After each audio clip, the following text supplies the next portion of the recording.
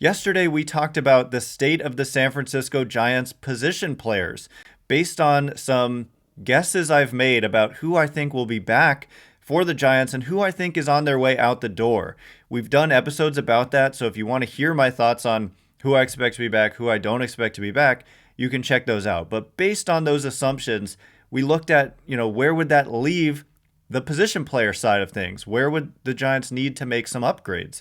So that was a lot of fun. But today we're going to look at the pitching side of things, again, based on some assumptions I've made. Where would that leave them? And what does that mean that they're going to have to do this offseason? So we'll look at the starters, which is much more unsettled than the bullpen.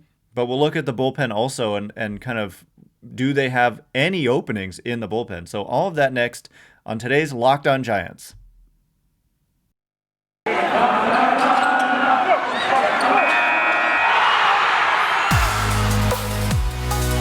You are Locked On Giants, your daily San Francisco Giants podcast. Part of the Locked On Podcast Network, your team every day.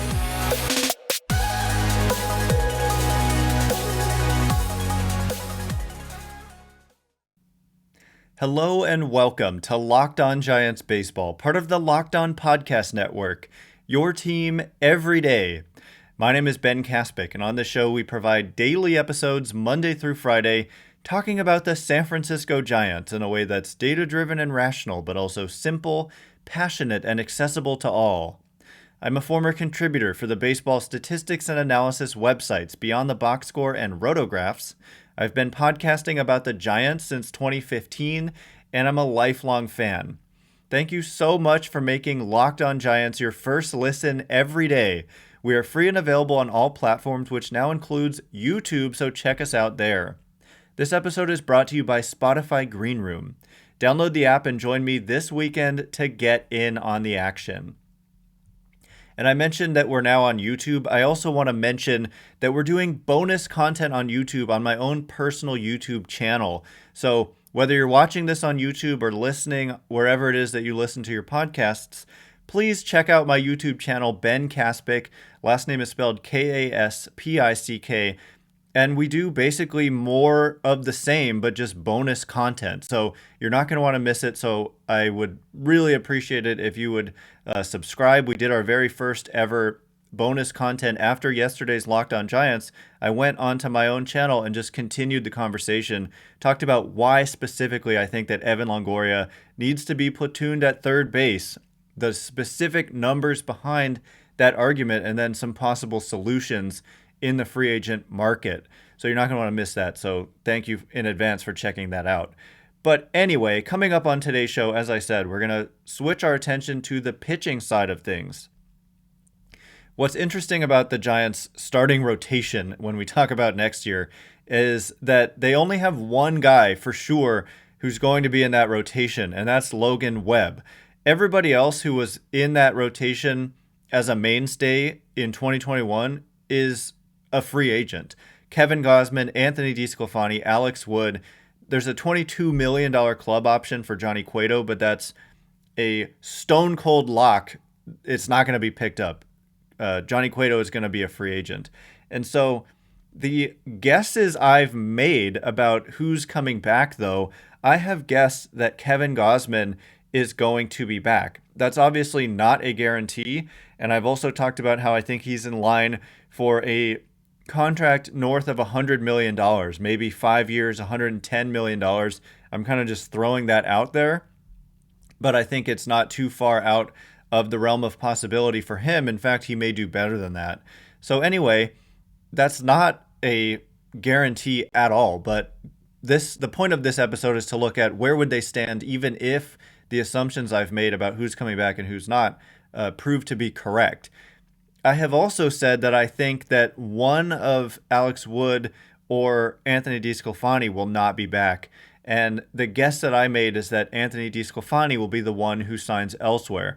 So that would leave them with Logan Webb, Kevin Gausman, and Alex Wood in that 2022 rotation. So that would leave two completely wide open spots at least. And the fact is that these days, you don't need just 5 starting pitchers. You need maybe 8, 9, 10 starting pitchers. But obviously, there's a certain point when guys aren't going to want to sign with you unless they're guaranteed a spot in that rotation. So the Giants are going to be shopping kind of from the top of the market all the way on down to minor league contracts with invitations to spring training. We know they've done this every year under Farhan Zaidi, and they're going to do it again. And there are a lot of different things I can say about this. Number one, the Giants have established themselves as an extremely attractive destination for pitchers. Pretty much every single starter they've signed, with the exception of Aaron Sanchez, who even he had a good ERA. It was just the peripherals were bad and the velocity was down. But otherwise, Gausman, Smiley, DeSclafani, Wood, I feel like I'm forgetting someone, but they've all signed with the Giants when their value was low, and then they were like released into the free agent market in line for much better contracts. And trust me, the rest of the baseball world has taken notice. Agents have taken notice. So the Giants are going to have pitchers like begging to sign with them. So coming up in a moment, we're going to talk about who some specific pitchers are who could be solutions to fill out the rest of that rotation. Because as we see, even with bringing a couple guys back, they still have open spots because only Logan Webb is pretty much guaranteed to be back in that starting rotation. But that's a good thing. I mean, Logan Webb was so good in 2021, breaking out, establishing himself as a frontline type of guy. So that was a huge development and great news for the Giants, but they still have a lot of work to do.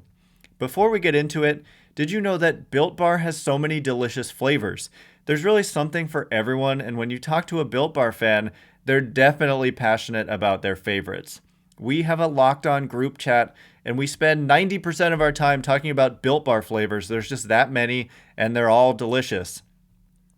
My favorite flavor is raspberry, but there's really a case to be made for all of them. But what I love about Built Bars is that they are very, very tasty, like a candy bar, yet they come in with a healthy profile, just 4 to 5 grams of sugar to go along with 17 to 18 grams of protein, also just 130 to 180 calories. Go to BuiltBar.com right now and use promo code LOCKED15 and you'll get 15% off your next order.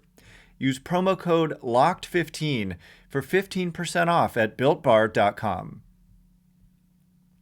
All right, as promised, we're going to look at some specific starting pitchers who could be solutions in the Giants rotation. But as we're seeing here, even if they bring back some of their starters from this year, they're still going to have work to do. So the Giants are very much going to be shopping for starting pitching this offseason.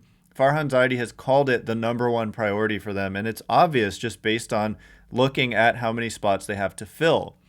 Thank you again for making Locked On Giants your first listen every day. We are free and available on all platforms. And also check out my personal YouTube channel, please, at Ben Kaspick, or there's no at, it's just Ben Kaspick. And we just are going to do a lot of bonus content there, so it's going to be a lot of fun.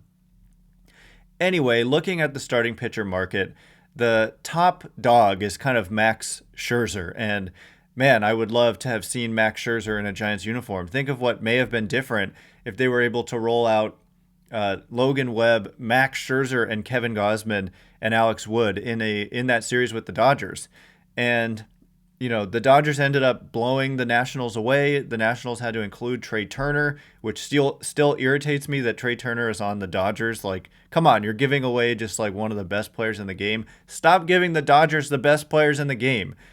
But to be fair, that's one of the advantages the Dodgers have by having such a good farm system and having being willing to spend. And so the Giants are working their way there. And so eventually we should be able to see the Giants matching these types of moves.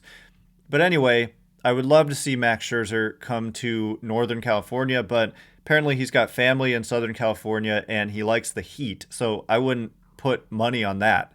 But besides that, there are a lot of starting pitchers out there. Robbie Ray, Eduardo Rodriguez, Marcus Stroman, Steven Matz, who I would say stay away from Steven Matz, actually. John Gray. Alex Cobb had a really interesting kind of year this season. Danny Duffy, Corey Kluber, Zach Greinke, Kwang Hyun Kim, formerly of the Cardinals. Andrew Heaney, there are just so many guys available to potentially sign. Drew Smyly, how about a reunion there? Once again, coming off a down year, but he was so good with the Giants when he was here in that short season. Noah Syndergaard is an interesting name who's out there. How about Justin Verlander? So I would love to see the Giants sign like a Justin Verlander. That's the thing. They have established themselves as a place for pitchers to come and reestablish value and then hit the open market better than ever. And a guy like Syndergaard, a guy like Verlander, potentially looking for a 1-year deal to have a rebound season, prove that he's healthy and good again, and then hit the open market next year coming, because Syndergaard, as an example, he didn't pitch in 2021. I think he threw like 1 inning, but he's been dealing with injuries. So it's kind of the perfect thing for the Giants to potentially do. And so they're very much going to be shopping at that segment of the market. How about James Paxton coming off of his Tommy John surgery? Syndergaard, he pitched 2 innings in 2021, did not pitch in 2020 in the short season. But man, I mean, can you imagine Thor in a Giants uniform? I think that would be not only just a lot of fun, but also it would be exciting. And it's exactly what the Giants have had success doing. And so I expect them to bring in at least 1 or 2 guys whose value is down, but you can also sign a pitcher to a multi-year deal. I do think, of course, Kevin Gausman would be in line for a multi-year deal. I think Alex Wood is in line for a multi-year deal. And there are, of course, others like John Gray in line for probably a multi-year deal.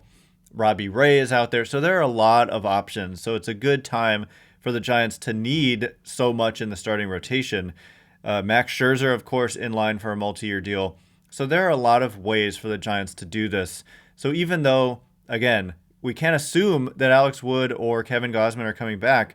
So even potentially, well, no, the reality is they have at least 4 spots in that starting rotation. Or let's say that another way. They only have 1 spot accounted for in that starting rotation. I just am not that worried about it, and I don't think you should be either. Pitchers are going to be begging to come to the San Francisco Giants, and that is a good position that they're in. So I want to shift our attention now to the bullpen. This is an area we haven't talked about all that much, but that's because they kind of quietly had a ton of success in this area, and they did it with, I think, their own words. They said the most bang for your buck bullpen in the major leagues. How about this fact? The Giants bullpen led the major leagues in earned run average. Like, how often does that get talked about? How often do we think of this bullpen that the Giants pieced together? These are not star level relievers. Like, when you look at some of the names, it's just a bunch of undervalued guys who just flat out produced. And number 1 in the major leagues in ERA at 2.99. Number 2 was the Dodgers at 3.16, and we've seen how nasty that Dodgers bullpen is with Trinan and Gratterall and Kenley Jansen, Joe Kelly. And number 3, Tampa Bay Rays, who get a lot of attention for their bullpen, and rightfully so. But man, the Giants kind of, I don't want to call it a patchwork group, but an eclectic group. I don't know exactly how to describe them. But you've got Tyler Rogers with a 2.22, Jake McGee 2.72, Jose Alvarez 2.14, Dominic Leone 1.3, Tony Watson 2.96, Harleen Garcia 2.62. It's just amazing what this Giants bullpen was able to do. But the question is, like, what is the state of the bullpen for next year? Who's coming back? What assumptions have I made? Who's out the door? So I don't think I've actually talked a lot about who is coming back and who's not in the bullpen. So we'll have that breaking for you now. Pretty much the only guy who was a mainstay in that bullpen, at least in the second half, who is a free agent even, is Tony Watson. And so besides that, Jose Alvarez, there's a $1.5 million club option for him coming off a season in which he had a 2.14 ERA for the Giants. I think that's a no-brainer to pick up. And also remember that Jose Alvarez kind of started off poorly. Pretty sure he was among the players who melted down in that opening day bullpen blow-up loss. And people were critical of him early on, but man, did he turn it around and ended up having a great season, and he was super reliable. So at $1.5 million with a $100,000 buyout, so it's essentially a $1.4 million club option, I think that that's a no-brainer. Jake McGee is under contract, and that is pretty much it in terms of guys who could be on their way out. So when I look at the projected bullpen for next year, I mean, there were some guys who were young guys who established themselves as well, like Camilo Doval and Kervin Castro. So the Giants are in really good shape. We'll talk about what that bullpen figures to look like next. But first, we're back and better than ever. All eyes are on the basketball court as teams are back for another basketball season. A new web interface for the start of the basketball season, and more props, odds, and lines than ever before. BetOnline remains your number one spot for all the basketball and football action this season. Head to our new updated desktop or mobile website to sign up today and receive your 50% welcome bonus on your first deposit. Just use our promo code LOCKEDON to receive your bonus. From basketball, football, World Series baseball action, NHL, boxing, and UFC, right to your favorite Vegas casino games. Don't wait to take advantage of all the amazing offers available for the 2021 season. BetOnline is the fastest and easiest way to bet on all your favorite sports. BetOnline, where the game starts. All right, here we go. We're going to talk about the state of the Giants bullpen. Do they even have any positions that they need to fill? Based on what I was saying, the only guy who's really reaching free agency is Tony Watson. And so they've got Camilo Doval obviously back. He's got like 5 additional years of club control. They've got, oh, and by the way, Camilo Doval may just be the closer. Like the rise to being the 9th inning kind of shutdown guy for Camilo Doval was dramatic and super impressive. And he ended up on the season having some really, really good numbers. He struggled in his first stint with the Giants earlier in 2021, but like so many of the relievers, when the sample grew larger, the success was apparent. And man, he ended up having a 3.00 ERA, strikeout rate of 34%. In the playoffs, 2.45 ERA. Strikeout rate wasn't so high in the playoffs, but man, we're talking about 3.2 innings, so can't read into that. But anyway, just really impressive stuff, obviously, from Camilo Doval. You've also got Jake McGee under contract for 2022, and there's a club option for 2023. Tyler Rogers has like 4 more years of club control, and he has been very, very effective. Dominic Leone is arbitration eligible and can be brought back. Harleen Garcia has more club control and can be brought back. Zach Littell is under club control and has a minor league option. Actually, no, he doesn't. I'm sorry. These are pre-2021 numbers. So Zach Littell, actually, I'm sorry to go back and forth, but I'm pretty sure this has been updated now that I say that. So I do believe Zach Littell does have an option. So I know that there was some talk about Littell not being a guy that people wanted to see in important situations. But the beauty of having minor league options is that they can have him in that bullpen, but if it doesn't work out and he needs to work on stuff, you can send him down. And so that's the beauty of having the option, which he does have, I believe. I believe this has been updated on Roster Resource. Yeah, because it's listing Camilo Doval as having 2 options. Guys have 3 minor league options to start out. So Doval, it was his first year in 2021. And so now that it's being listed as 2, obviously the one option that got used up was the option from 2021. Anyway, going off into the weeds there. But Littell can be brought back and has an option. John Brebbia, another like unpopular reliever who I defended until I was blue in the face. John Brebbia has a track record of being good. I know it very much wasn't apparent when he was pitching for the Giants in 2021 out of the bullpen, but he was coming off Tommy John surgery, and I just continue to think that he could have success with the San Francisco Giants, and he has another minor league option, and so they can just basically do the same thing they did with him in 2021. They can try him out, and if it's not there, they can continue to send him back and forth between the minors and the majors. But if he's able to reach his potential, I think he could be a good piece for them out of the bullpen. Kervin Castro, obviously under club control for like 5 additional seasons and has minor league options, of course, and he can come back. And Jay Jackson also has a minor league option and can be brought back. So Brebbia and Jackson are guys who, and Littell, are guys who I don't necessarily think are locks for that bullpen. So when we look at Duvall, McGee, Rogers, Leone, Garcia, and Castro, that's 6 guys, and they may need a couple others. So I expect them to bring in a few guys in a similar fashion to how they, there wasn't a lot of fanfare when they signed Zach Littell or John Brebbia, or Dominic Leone for that matter. These were like small little deals. So I would expect them to continue to do that and hope to get the most out of them and have kind of rebound breakout type performances as we've seen them do pretty much in every area of their team, including the bullpen. It's amazing that group had the number 1 ERA in the major leagues. So they kind of turned a weakness quietly into a strength, and that's just what Farhan Zaidi and Scott Harris and the coaching staff have done such a great job of doing since coming over to the Giants.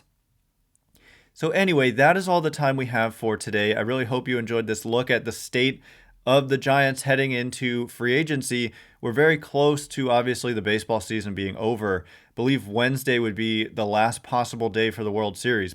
So by the time next week is over, we'll be officially in the offseason, and the Giants will immediately have some decisions to make. They have to make decisions on club options, and they have a few of those to make. Like I said, Wilmer Flores, Jose Alvarez, Buster Posey. So we'll have all of that for you next week. And also on Monday, we're going to be doing a mailbag. It's our Monday tradition, Mailbag Monday. So look out on Twitter for a prompt. You can ask me a question there, and we'll get to those questions on Monday's show. Once again, my name is Ben Kaspick. To follow me on Twitter and ask those questions, you can check me out at Ben Kaspick, Kaspick. Like I said, YouTube channel for bonus content. We're going to be doing some more today, so head over to that channel. I'll link it in the description below, and I'll link it for the podcast as well. Anyway, if you like this show, please consider rating it or leaving a review. It helps me out so much, so thank you in advance, and thank you to everyone who's done so already. Have a great weekend. I can't wait to be with you again on Monday. Thanks for listening. Stay locked on Giants.